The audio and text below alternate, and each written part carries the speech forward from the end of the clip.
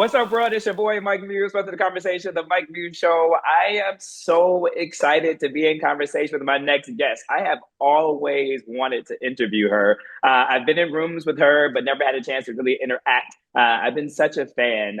I think she has a voice like no other. I always think that her vocal cord is an instrument. It has so much great textures, and I just want to get right into it. So, without further ado, the incredible, the dynamic, the beautiful Melanie Fiona. What's happening?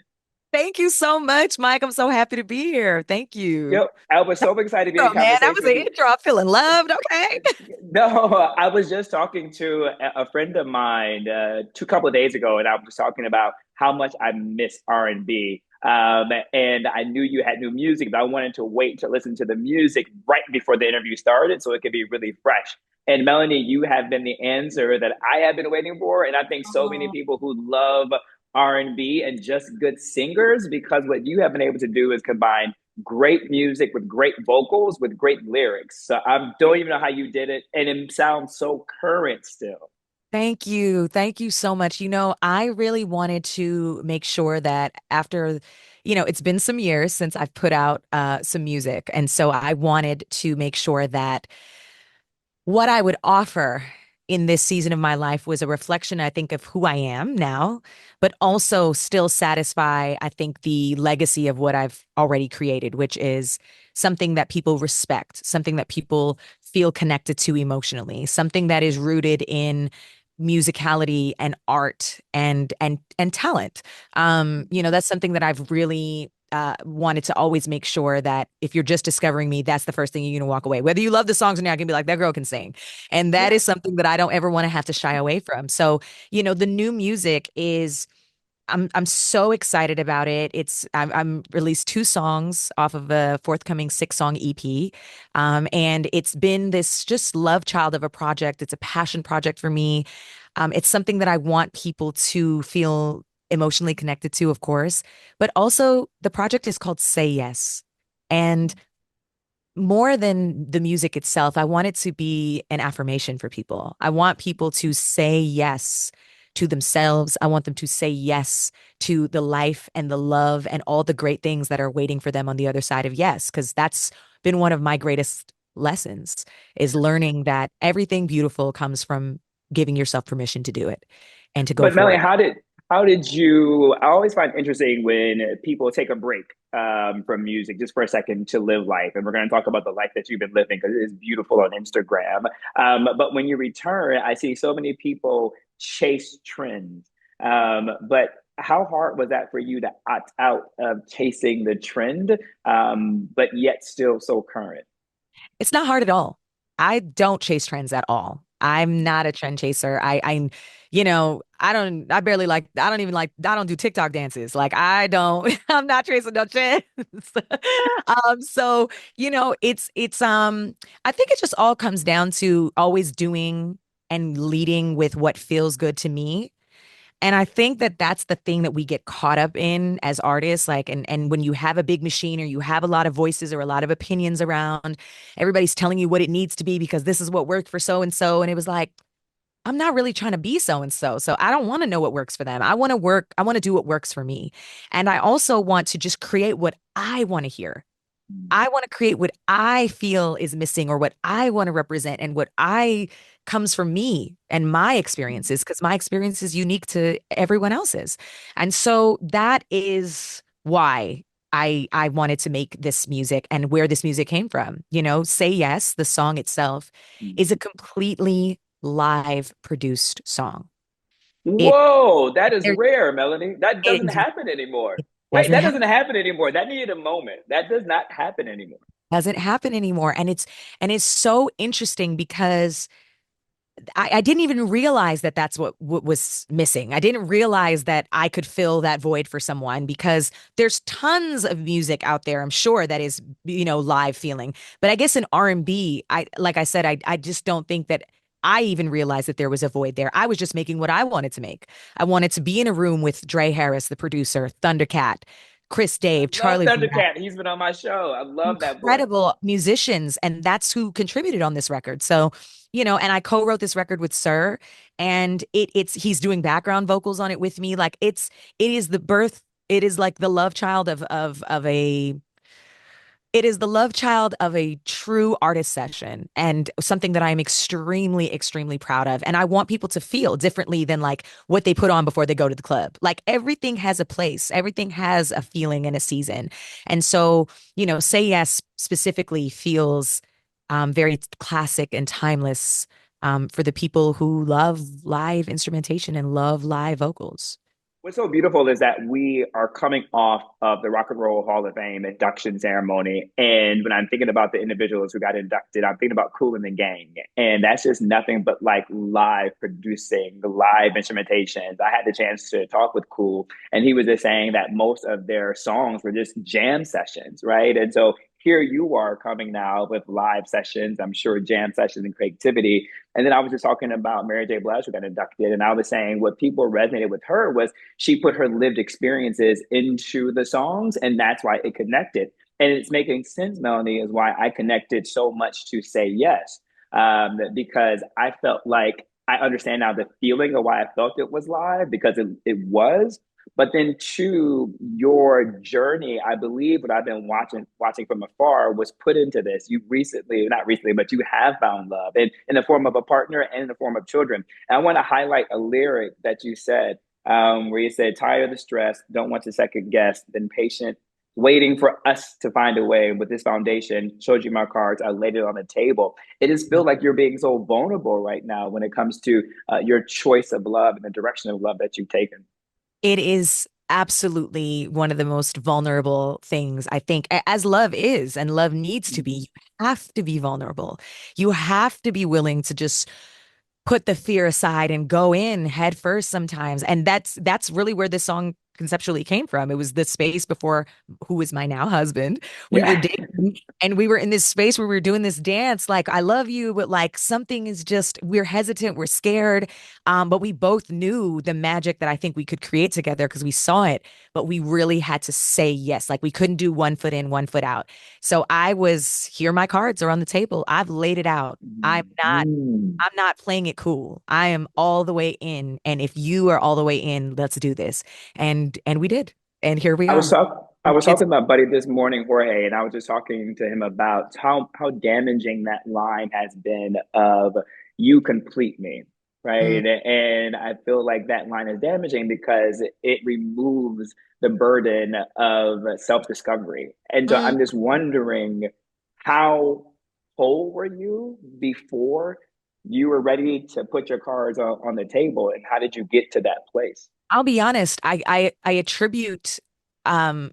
I attribute the fact that I was a very healing and healed person at that time to now having this life, because had I not done the self-discovery work, had I not felt complete on my own, I wouldn't have been able to show up with a deck of cards to say, here are my cards, here they are.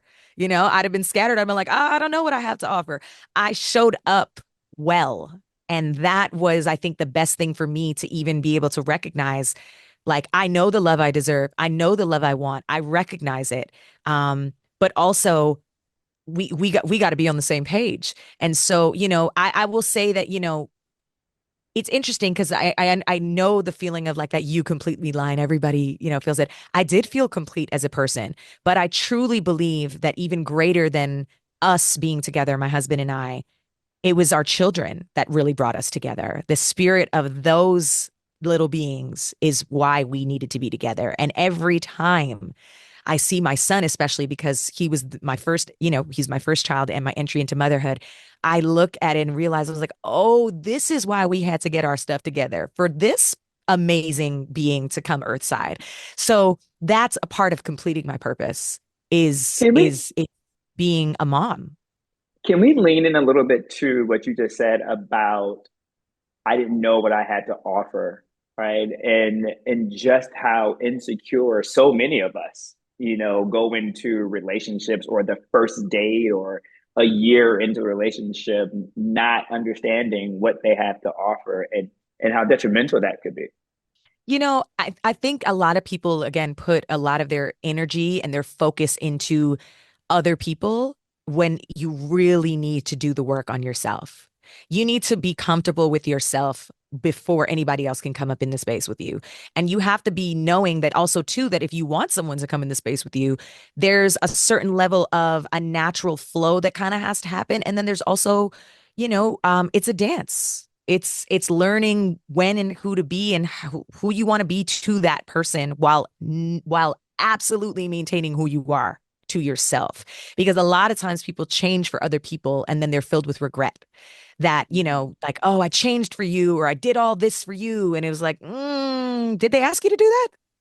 Or did you do that because you were just, wanting to get chosen or wanting to, whatever, just create whatever you thought this vision of, like, you have to know the vision for you, who you are and what you want. And that's why for me, with my then husband at the time, I came in, I told him I loved him first.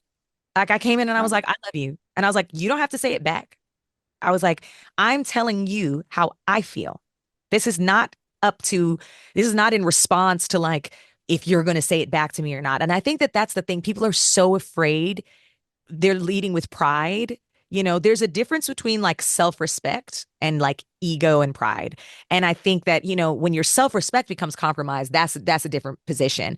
But I never want to walk away from any situation, whether it's personal, professional, friendships, anything, feeling like I didn't show up as my authentic self because I was busy playing it cool. If I show up as my authentic self with my heart on my sleeve and I give you my trust and you take advantage of that, that's on you. I showed up That as my, and I can walk away knowing that I gave my best. I didn't come in playing any games. So that's kind of like my perspective on that. And I always tell people like just live in your truth. And if the other person isn't receiving of what your truth is, cool, leave them there. They don't try to convince anybody to be on the same page with you, you know? ooh, that's all about owning your agency. I Yes. did that make you feel empowered to say it first and then to be able to say you don't need to say it back? Did you feel affirmed in your own journey of the work that you've done on yourself when you were able to Oh, do that? absolutely. Absolutely. I wasn't worried about getting my feelings hurt. It wasn't about, the reciprocation. I knew the love was there. There was no question. It's not like I'm, giving, giving, giving and not getting anything back. Like we were in, a wonderful place. But it was just about my expression and truly, absolutely an ode and a nod to the self-work that I had done to be comfortable enough to freely express myself without, a hesitation of ego. All right, Melanie, I'm gonna need the other four songs because if you're in your bag like this right now, I need the other four. So I'm about to go on to the Yes. second song that you sent to me that I had the chance to hear, and it was called "I Choose You." And I Yeah. was wondering about a certain line in there, and I think you might have answered it so far in this interview when you just said something, and you said, "When I brought my son Earthside." And so I'm assuming there's been some spiritual work that you have done within yourself regarding spiritual versus religion. And Yes. I'll let you answer that however you may before I get to the line that I want to get to. So talk to Yeah. me about that dynamic. My spiritual journey is truly what has kept me healthy. It's saved my life. It's allowed for me to be here today. Understanding the power of energy and connection to source and God is just, it's everything. And it's the thing that allows for me to know that that energy lives within me and I have a responsibility to protect it. I have a responsibility to advocate for it. I have a responsibility to let it lead my life, and to answer the call when it calls me. I have always been a very intuitive, spiritually gifted person. You know, very emotional, very empathetic. I've at times, been made to feel like that's not really a great thing. But I truly love my emotions and I love my intuition and I love using that as my guide and making decisions based off of that and feeling like I'm trusting that those are the best things for me. And I felt so, that because there's a line in I Choose You where you say, quote, I'll turn the angels down, you're my heaven on the ground. yes, And the reason why that stood out to me so much is because in the religious dogma aspect, there's always this wait to experience joy and unadulterated happiness when we get to heaven, yes, right? we'll live our full lives in the afterlife with the streets paved with gold. But then there's another counterintuitive when you under a certain dogma that says, no, you can experience heaven here on earth. And so I Yes. think that for that line, that's what made me think about that. And I was like, she must have some maturity within her spiritual walk. Thank you for highlighting that because yes, that's exactly it. It's not waiting, like it's not waiting for the afterlife to experience what this thing is. And also in the context of the song and choosing love and choosing that person and choosing is I'm choosing to live. I'm taking care of myself. I'm living well. I'm in no rush to get to the other side because I want to experience the heaven with you here. And that even applies to my children. Like I'm fighting to live. I'm being mindful and intentional about the life that I am living and the choices that I am making.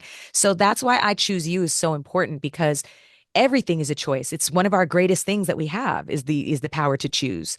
And is that choose someone, choose yourself, choose your path, choose everything. And when we look at that as a space of a power, we can really enjoy what that is and understanding the blessing of what it is. And so I choose you, is for the lovers, me being a lover, a mother, a wife, a creative.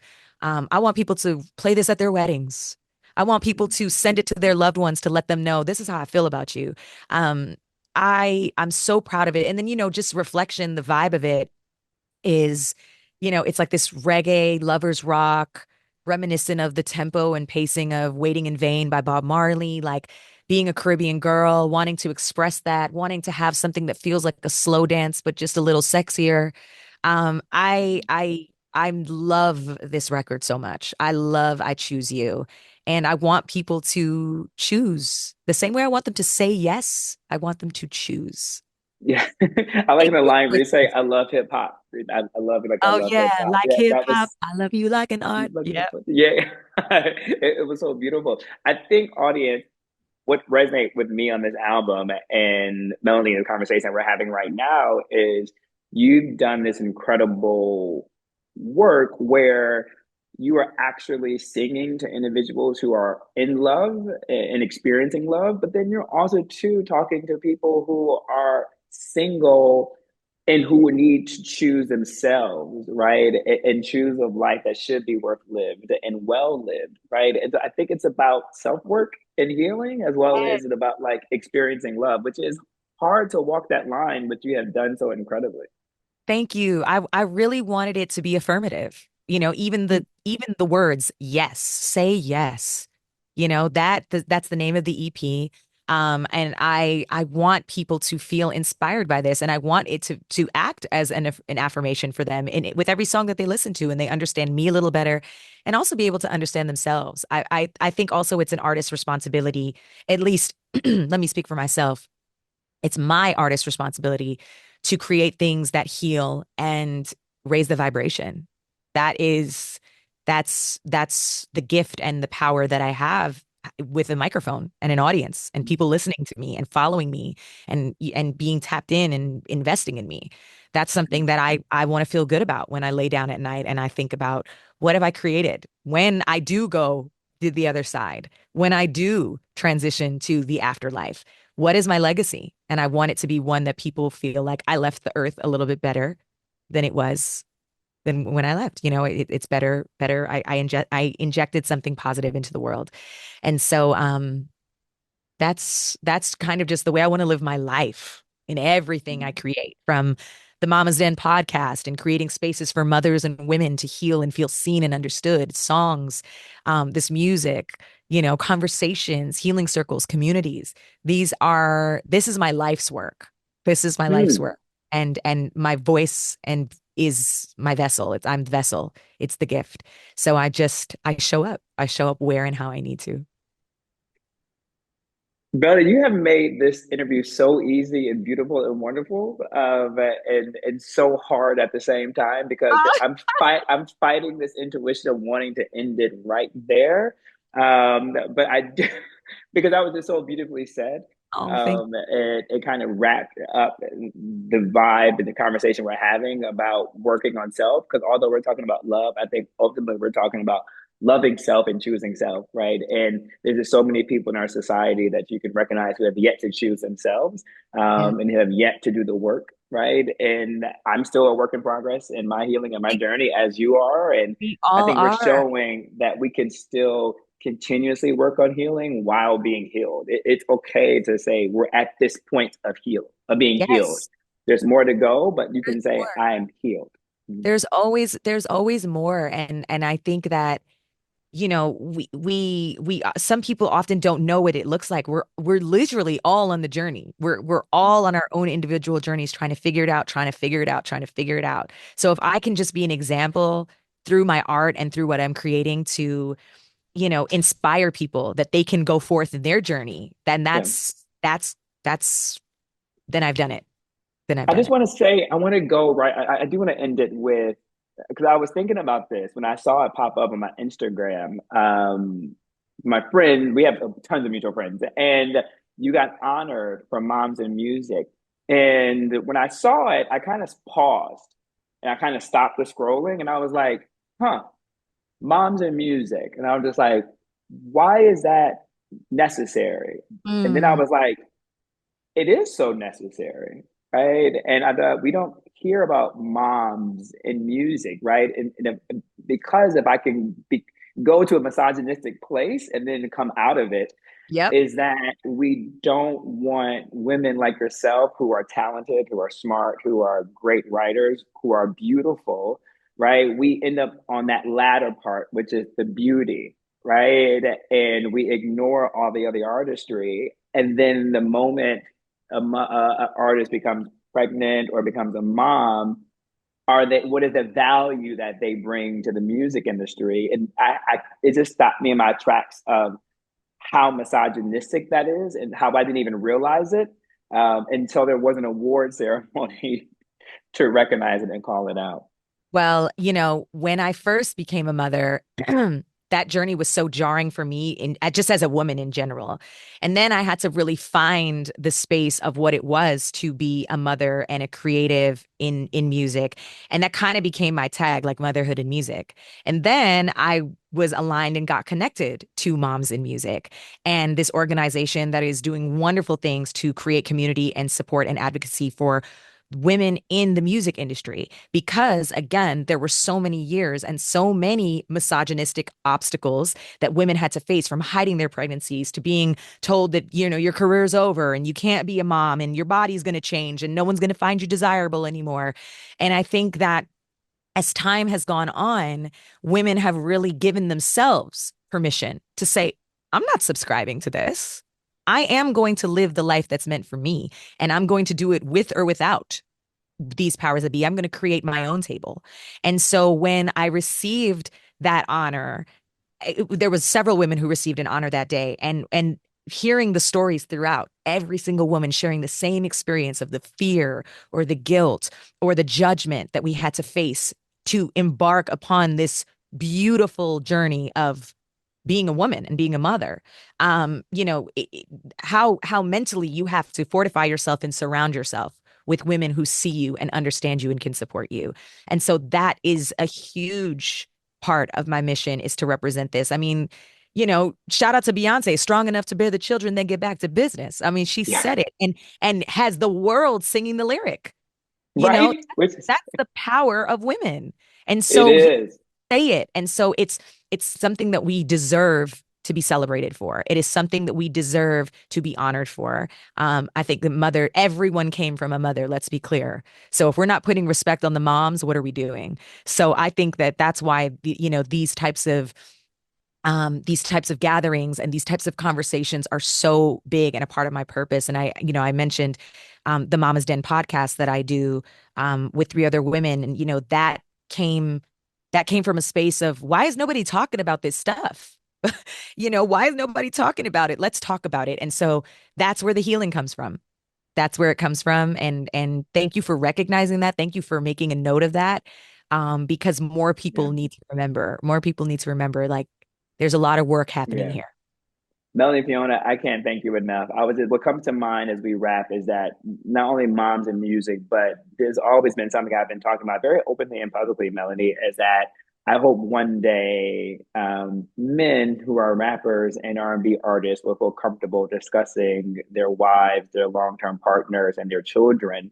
So then I think that would be a good companion piece to the work of both ending the misogyny, well, helping to peel and slow down some of the misogyny. I don't know if we ever get rid Slow of it it, down. ideology, right? But slow it down when there is a companion piece of men celebrating their partnerships and their children on 16 bars and on R&B hooks. Melanie Fiona, thank you so Here's much. to that. Thank you so much. Thank you so much. Yeah, I can't. I want to. When the album is out, the EP is out, we got to do a talk back session with all Yes, the we'll talk music. back. You're gonna love the rest of the music. The four other songs, they're fun, they're great. Yeah, I'm in the process of like finalizing it right now. So I'm really excited. You won't have to wait too much longer. Top of the year, we'll have it out. good. Welcome back to music, Thank Melanie, you, and welcome back Mike. to our lives. We love you, audience. This has been amazing. Until next time, peace.